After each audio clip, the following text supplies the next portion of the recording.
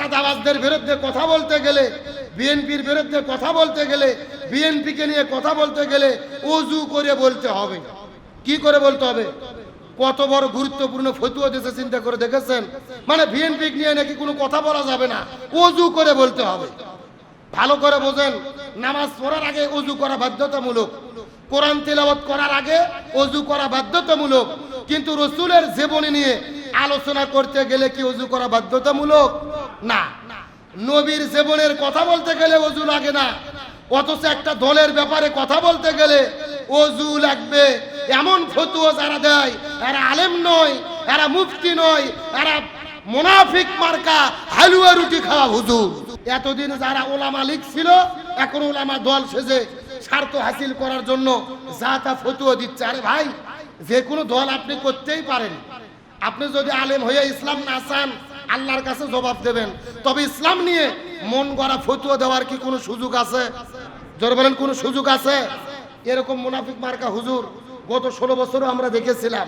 দুনিয়ার স্বার্থ হাসিলের জন্য ইসলামের বিরুদ্ধে যদি তোমরা দাঁড়াও, মনে রেখো আল্লাহর কাছে তোমাদের জবাব দিতে হবে। কয়টা ফতোয়া দিয়েছেন? এই দুইটা ফতোয়াকে ইতিহাসে রক্তে লেখা ফতোয়া বলা হয়। প্রথম নম্বর ফতোয়া, ইসলাম ইসলামী খেলাফত ব্যতীত অন্য কোন শাসন ব্যবস্থা সমর্থন করে না। সুতরাং ইয়াজিদকে খলিফা হিসেবে মেনে নেওয়ার প্রশ্নই ওঠে না। আর 2 নম্বর ফতোয়া, সত্য কথা বলতেই হবে যদিও জীবন চলে যায়। অথচ আমার দেশে কিছু কিছু আলেম ওলামা ফতোয়া দেয় যে জীবন বাঁচান ফরজ, অতএব জীবন বাঁচানোর জন্য মিথ্যা কথা বলা যাবে। নাউজুবিল্লাহ বলেন।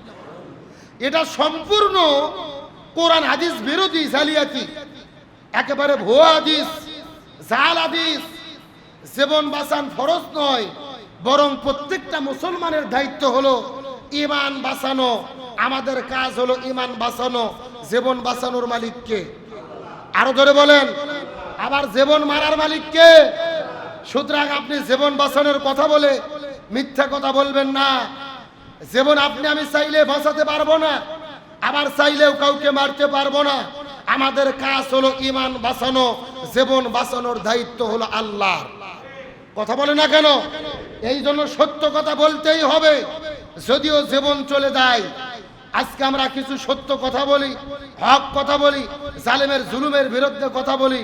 এই জন্য অনেকের গায়ে চুলকানি ওঠে কি ওঠে না? আরো ধরে বলেন না কেন? কিন্তু ইসলামের বিধান কি? সত্য কথা বলতেই হবে। জালেমের চোখ রাঙানি, রক্ত চক্ষুকে কখনো ভয় করা যাবে? সত্যের পক্ষে আমাদের কথা বলতে হবে। এই যে বাংলাদেশ সুদ ঘুষ দুর্নীতি চাঁদাবাজি বাজার ঘাট দখল আছে না নাই? আরো ধরে বলেন। গত 1 সপ্তাহ আগে দেখলাম হালুয়া খাওয়া এক মৌলানা, মুনাফিক মার্কা এক মৌলানা ফতোয়া দিচ্ছে যে চাঁদাবাজদের বিরুদ্ধে কথা বলতে গেলে, বিএনপির বিরুদ্ধে কথা বলতে গেলে, বিএনপিকে নিয়ে কথা বলতে গেলে ওযু করে বলতে হবে। কি করে বলতে হবে? কত বড় গুরুত্বপূর্ণ ফতোয়া দিয়েছে চিন্তা করে দেখেছেন? মানে বিএনপি নিয়ে নাকি কোনো কথা বলা যাবে না, ওযু করে বলতে হবে। ভালো করে বোঝেন, নামাজ পড়ার আগে ওযু করা বাধ্যতামূলক, কোরআন তেলাওয়াত করার আগে ওযু করা বাধ্যতামূলক। কিন্তু রাসূলের জীবনী নিয়ে আলোচনা করতে গেলে কি ওযু করা বাধ্যতামূলক? না। নবীর জীবনের কথা বলতে গেলে ওযু লাগে না, অথচ একটা দলের ব্যাপারে কথা বলতে গেলে ওযু লাগবে। এমন ফতোয়া যারা দেয় এরা আলেম নয়, এরা মুফতি নয়, এরা মুনাফিক মার্কা হালুয়া রুটি খাওয়া হুজুর। কথা কন না কে? এতদিন যারা ওলামা লীগ ছিল এখন ওলামা দল সেজে স্বার্থ হাসিল করার জন্য যা তা ফতোয়া দিচ্ছে। আরে ভাই, যে কোনো দল আপনি করতেই পারেন, আপনি যদি আলেম হয়ে ইসলাম না চান আল্লাহর কাছে জবাব দেবেন। তবে ইসলাম নিয়ে মন গড়া ফতোয়া দেওয়ার কি কোনো সুযোগ আছে? জোরে বলেন, কোনো সুযোগ আছে? এরকম মুনাফিক মার্কা হুজুর গত 16 বছরও আমরা দেখেছিলাম। কোন কোন হুজুর তো স্বৈরাচার কাঁঠাল রানী হাসিনাকে বসে রেখে ফতোয়া দিয়েছিল, মাননীয় প্রধানমন্ত্রী আপনি জান্নাতি মানুষ, শুনছেন না? তারা ফতোয়া দিয়ে ইসলামী ফাউন্ডেশনের চাকরি নিয়েছিল, তেল আর পাম মেরে মেরে স্বার্থ হাসিল করেছিল। আমরা এই সমস্ত ওলামায়ে সু মুনাফিক মার্কা হুজুরদেরকে বলতে চাই, দুনিয়ার স্বার্থ হাসিলের জন্য ইসলামের বিরুদ্ধে যদি তোমরা দাঁড়াও, মনে রেখো আল্লাহর কাছে তোমাদের জবাব দিতে হবে। আর আমরা জানি জাহান্নামে কিন্তু সর্বপ্রথম কে যাবে? এই রকম এক প্রকার মুনাফিক মার্কা আলেম, মুনাফিক মার্কা হুজুর, যারা কোরআন হাদিস পড়াও পরেও দুনিয়ার স্বার্থের জন্য ইসলাম চাইনি, ইসলামের বিরোধিতা করেছে, আলেম ওলামাদের বিরোধিতা করেছে। এই রকম মুনাফিক মার্কা হুজুর আগে কোথায় যাবে? সর্বপ্রথম জাহান্নামে। সুতরাং আল্লাহ তাআলা আমাদেরকে ওই মুনাফিক মার্কা হুজুর থেকে হেফাজত করুক। সকলে বলেন আমিন। আরো জোরে বলেন আমিন। এই যে বাংলাদেশে আমরা নতুন করে স্বাধীনতা পেলাম, 24-এর বিপ্লবের পরে এই বাংলাদেশের শান্তি কায়েমের জন্য আমাদের সকলের একতাবদ্ধ থাকার দরকার আছে না নাই? বিএনপি, জামাত ইসলাম, চরমোনা, হেফাজত আমরা হাতে হাত রেখে একতাবদ্ধ হয়ে জালেমের জুলুমের বিরুদ্ধে লড়াই করেছিলাম। অথচ এখন একটু সুযোগ পেয়েছি, আমরা নিজেরা নিজেদের বিরুদ্ধে যখন লেগে গেছি, তখনই স্বৈরাচাররা আবারও মাথা চারা দিয়ে উঠতেছে। কতক্ষণ নাগা? এই যে গত 3 দিন আগে গোপালগঞ্জে আপনারা দেখেছেন, সেই জুলাই যোদ্ধা ছাত্রদের উপরে সন্ত্রাসী আওয়ামী লীগ বাহিনী হামলা করেছে, হাসনাত সার্জিসদের উপরে হত্যার উদ্দেশ্যে হামলা করেছে, চতুর্দিক থেকে আটক করেছে, এমনকি তাদের হত্যার উদ্দেশ্যে তাদেরকে গুলি করেছে, বোমা মেরেছে। তার মানে বোঝা গেল আমরা নিজেরা নিজেরা যদি ভাগাভাগি হই, আবারও স্বৈরাচাররা ভারত থেকে টপ করে দেশের মধ্যে ঢুকে আমাদের 12টা বাজাবে।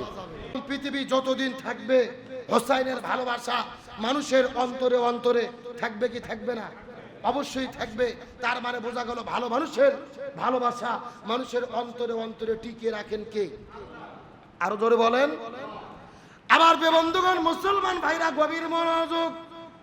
হুসাইন রাদিয়াল্লাহু তাআলার মুখের মধ্যে লাঠি ঢোকায়া আকাশের দিকে যখন উত্তোলন করা শুরু করে দিলেন, উপর দিকে মাথাটা উঠাইয়া লাঠির মধ্যে ঢুকায়া তার মাথাটা নিয়ে যখন ঘোরাঘুরি শুরু করে দিয়েছেন, এমন সময় রাসূলের একজন সাহাবী ডাক দিয়ে বলেন, এই ইয়াজিদ, তুমি কি করলে? কাকে তুমি অপমান করলে? কাকে তুমি হত্যা করলে? কার মুখের মধ্যে লাঠি ঢুকায়া তুমি ঘোরাফেরা করতেছ? আমরা জীবনে কতদিন দেখেছি ওই মসজিদুন নববীর ভেতরে আমাদের দয়ার নবী, মায়ার নবী, মুহাব্বতের নবী, রাহমাতাল লিল আলামিন নবী হুসাইন রাদিয়াল্লাহু তাআলাকে বুকের মধ্যে জোরে ধরে ওই ঠোঁটের মধ্যে কতদিন আমাদের সোনার নবী তাকে চুমু দিয়েছে। তুমি কাকে হত্যা করলে? তুমি কাকে বিদায় করে দিলে জমিনের মধ্য থেকে? নবীজির কলিজার টুকরা ভালোবাসার নাতি হুসাইন রাদিয়াল্লাহু তাআলা। একদিন আমার নবীজি নামাজ পড়তে পড়তে নামাজের সিজদার মধ্যে চলে গেছেন। হুসাইন রাদিয়াল্লাহু তাআলা নবীজির মাথার উপরে চড়ে নবীজির পাগড়িটা খুলে ফেলার পরে নবীজির মুখের মধ্যে ঢোকা দিয়ে নবীর মধ্যে পাগড়ি দিয়ে ওই পাগড়িটাকে লাগাম বানায়া হুসাইন রাদিয়াল্লাহু তাআলা নবীজির পিঠের উপরে চড়ে চিৎকার করে বলে, চল গোরা চল, চল চল গোরা চল, চল চল। নবীজি মনে মনে চিন্তা করেছে, আমি এখন আল্লাহর সন্তুষ্টির জন্য নামাজ পড়তে পড়তে নামাজের সিজদার মধ্যে চলে গেছি, জানি না আল্লাহ তাআলা এখন বেজার হয়ে যায় কিনা।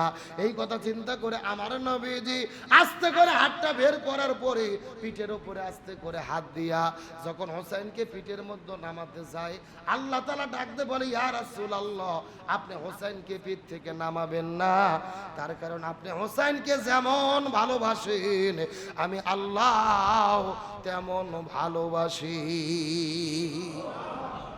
রাসূল, আপনি হুসাইনকে পিঠের মধ্যে থেকে নামাবেন না।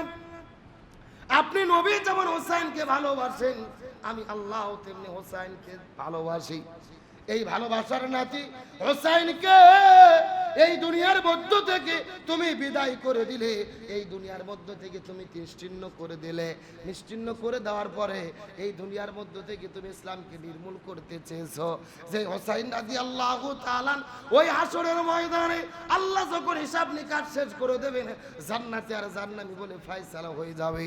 ওই জান্নাতের ভেতরে যুবকদের যিনি সর্দার হবে হুসাইন রাদিয়াল্লাহু তাআলা। একদিন আবার নবীজি মসজিদুন নববীর ভেতরে বসে থেকে হাসান আর হুসাইনকে নিয়ে খেলাধুলা করতেছেন। হাসান রাদিয়াল্লাহু তাআলা নবীজির উরুর উপরে বসে আছে, আর হুসাইন রাদিয়াল্লাহু তাআলা নবীজির মাথার উপরে চড়ে, ঘাড়ের উপরে চড়ে মাথার মধ্য থেকে টুপিগুলোকে বারবার খুলে ফেলতেছে। একবার মাথার উপরে লাফ দিয়ে চড়েন, একবার ঘাড়ের উপরে চলেন। এমন সময় নবীজির দুইজন সাহাবী আবু বকর রাদিয়াল্লাহু তাআলা মসজিদুন নববীর মধ্যে প্রবেশ করার পরে এই দৃশ্যটা দেখার পরে ডাকতে বলে, ইয়া রাসূলুল্লাহ, আলহামদুলিল্লাহ আলহামদুলিল্লাহ, আপনি শুধু নবী নয়, আপনি হলেন এই পৃথিবীর শ্রেষ্ঠ নানা। সুবহানাল্লাহ বলেন। আপনি শুধু নবী নয়, আপনি পৃথিবীর সর্বশ্রেষ্ঠ।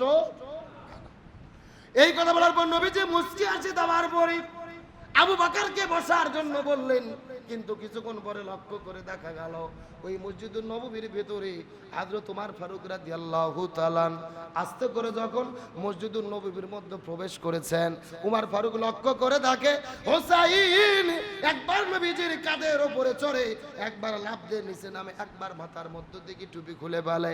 ওমর ডাক দিয়ে বলে, ইয়া রাসূলুল্লাহ, আপনার দুইটা নাতি হাসান আর হোসাইন, এই হোসাইন বড় বেয়াদব হয়ে গেছে, হোসাইন বড় বেয়াদব হয়ে গেছে।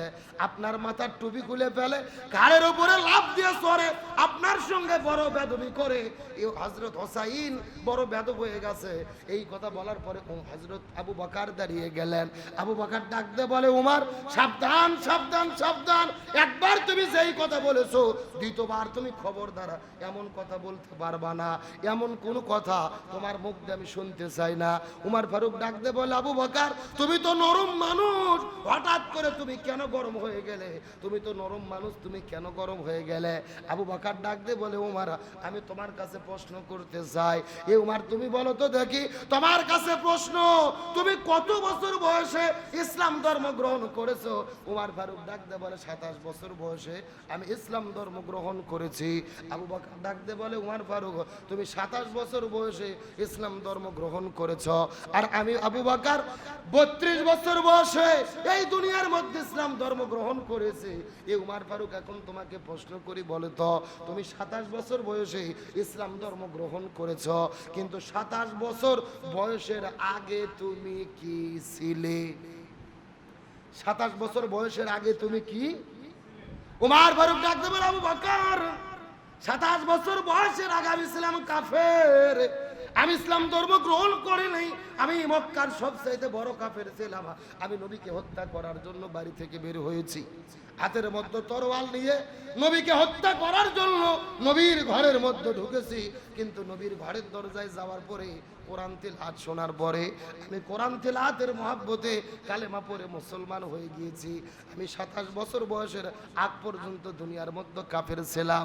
আবু বকর ডাকতে বলে, ওমর রে তুমি 27 বছর বয়স পর্যন্ত এই দুনিয়ার ভেতরে কুপুরি হালতে জীবন যাপন করেছো, তুমি 27 বছর বয়স পর্যন্ত কাফের ছিলে, আর আমি আবু বকর 32 বছর বয়স পর্যন্ত কাফের ছিলাম। তুমি ছিলে 27 বছর কাফের, আমি ছিলাম 32 বছর বয়স পর্যন্ত কাফের। এখন তোমাকে প্রশ্ন করি, বলো তো দেখি, এই যে নবীর নাতি হোসাইন কত বছর বয়স পর্যন্ত কাফের ছিল? হোসাইন রাদিয়াল্লাহু তাআলা কত বছর কাফের ছিল? তোমার কাছে প্রশ্ন করি, বলো তো দেখি। ওমর ফারুক ডাক দিয়ে বলে, আবু বকর রে আমি 27 বছর কাফের ছিলাম, তুমি 32 বছর বয়স পর্যন্ত কাফের ছিলে, কিন্তু হোসাইন রাদিয়াল্লাহু তাআলা কখনো কাফের ছিল না রে। হোসাইন মায়ের পেটের মধ্য থেকে জান্নাতি যুবক হয়ে এই পৃথিবীতে আগমন করেছে। চিৎকার করে বলেন না সুবহানাল্লাহ। ইমাম হোসাইন তার মায়ের গর্ভের মধ্য থেকে এই দুনিয়ার ভিতরে জান্নাতি যুবক হয়ে পৃথিবীতে আগমন করেছেন, অথচ সেই হোসাইনকে দুনিয়ার মধ্য থেকে বিদায় করে দেওয়া হলো।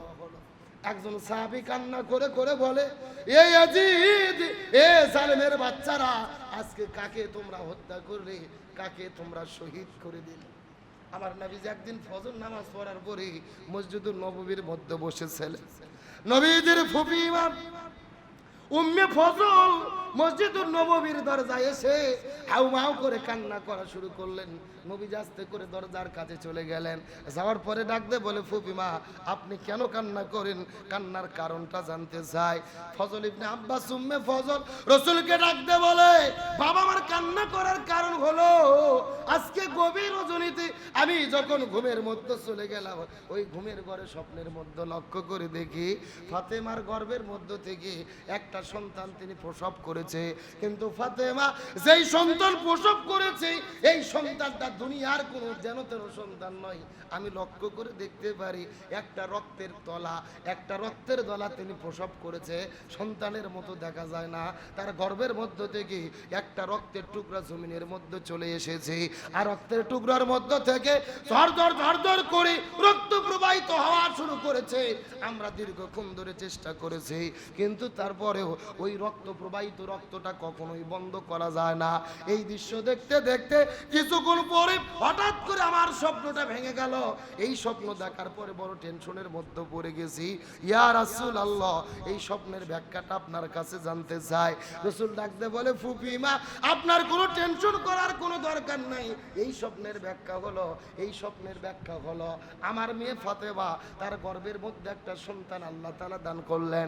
কয়েকদিন পরে এই সন্তান পৃথিবীতে আগমন করবেন। হোসাইন নামে একটা সন্তান পৃথিবীতে আগমন করবেন। আর এই সন্তানটা পৃথিবীতে আসার পরে দিন কায়েমের জন্য, ইসলাম কায়েমের জন্য, ইসলাম প্রতিষ্ঠার জন্য ওই জালেমের জুলুমের বিরুদ্ধে লড়াই সংগ্রাম করতে গিয়ে জীবন দিয়ে পৃথিবী থেকে বিদায় নিয়ে চলে যাবে। আর আমার নাতি ইমাম হোসাইন এই দুনিয়ায় শাহাদাত বরণ করে তার শরীরের রক্তগুলো এই জমিনের মধ্যে প্রবাহিত করবেন, তার শরীরের রক্তগুলো জমিনের মধ্যে ঢেলে দেবে। তবে কান্না করার দরকার নাই, আল্লাহ তাআলা আমাকে জানায়া দিয়ে দিয়েছেন হোসাইন রাদিয়াল্লাহু তাআলার শরীরের মধ্য থেকে যত ফোঁটা রক্ত জমিনের মধ্যে পড়বেন, প্রত্যেকটা রক্তের ফোঁটার বিনিময়ে এই জমিনের ভেতরে আল্লাহ তাআলা দ্বীন ইসলামকে বিজয় করে দেবেন। লিল্লাহি তাকবীর। হোসাইন রাদিয়াল্লাহু তাআলা তার মায়ের গর্ভে যখন ছিলেন ঠিক সেই সময়ের ঘটনা। রাসূল বললেন, ফুপিমা আমার মেয়ের গর্ভে একটা সন্তান আসবেন যার নাম হবে হোসাইন। আর তিনি দুনিয়ার ভিতরে দ্বীনের জন্য, ইসলামের জন্য জীবন দিয়ে শাহাদাত বরণ করবে।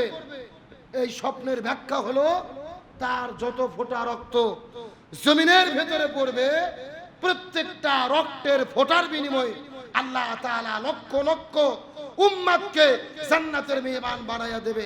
জোরে বলেন সুবহানাল্লাহ। এবং এই দুনিয়ার ভেতরে আল্লাহ তাআলা দ্বীন ইসলামকে বিজয় করে দেবেন।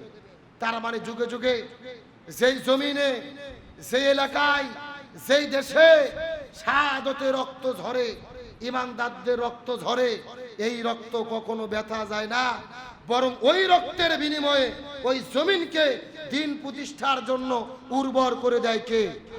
আরো ধরে বলেন।